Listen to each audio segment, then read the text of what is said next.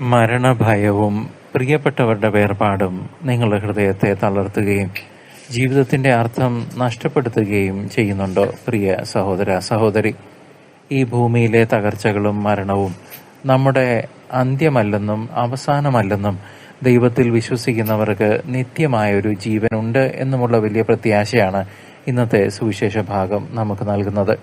മരിച്ചവരുടെ പുനരുത്ഥാനത്തെ നിഷേധിച്ച സദൂക്യർ യേശുവിനോട് ചോദിച്ച കഠിനമായ ചോദ്യത്തിന് കർത്താവ് നൽകുന്ന വ്യക്തമായ മറുപടി വിശുദ്ധ മാർക്കോസിന്റെ സുവിശേഷം 12-ാം അധ്യായം 18 മുതൽ 27 വരെയുള്ള വാക്യങ്ങളിൽ നാം വായിച്ചു കാണുന്നു.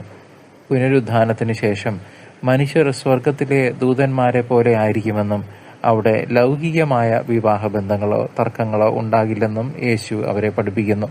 ദൈവം മരിച്ചവരുടെ ദൈവമല്ല, മറിച്ച് ജീവിക്കുന്നവരുടെ ദൈവമാണെന്ന് ഓർമ്മിപ്പിച്ചുകൊണ്ട് കർത്താവ് അവരുടെ തെറ്റായ ചിന്തകളെ തിരുത്തുകയാണ് ചെയ്യുന്നത്.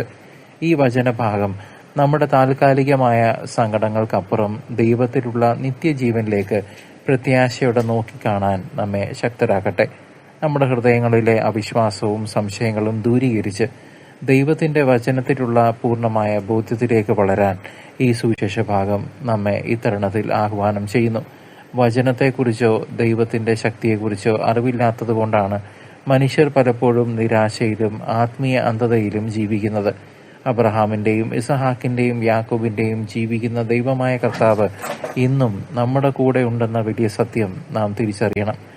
ലൗകികമായ ചിന്തകളിൽ മാത്രം ശ്രദ്ധ കേന്ദ്രീകരിക്കാതെ സ്വർഗീയമായ ജീവനെ ലക്ഷ്യം വെച്ചുകൊണ്ട് ജീവിക്കാൻ വിശുദ്ധ മാർക്കോസ് എഴുതിയ ഈ സുവിശേഷ വചനഭാഗം നമ്മെ ഇത്തരുണത്തിൽ ഓർമ്മിപ്പിക്കട്ടെ. ഏറ്റവും സ്നേഹം നിറഞ്ഞ ദൈവജനമേ, ഈ ശുശ്രൂഷയെ പിന്തുണയ്ക്കാൻ താല്പര്യമുള്ളവർക്ക് താഴെയുള്ള സൂപ്പർ താങ്ക്സ് ബട്ടൺ അല്ലെങ്കിൽ ജോയിൻ ബട്ടൺ ഉപയോഗിക്കാവുന്നതാണ്. കർത്താവിന്റെ സ്നേഹം പങ്കുവയ്ക്കാൻ ഇത് മറ്റുള്ളവർക്കും നിങ്ങൾ ഷെയർ ചെയ്യുമല്ലോ. God bless you.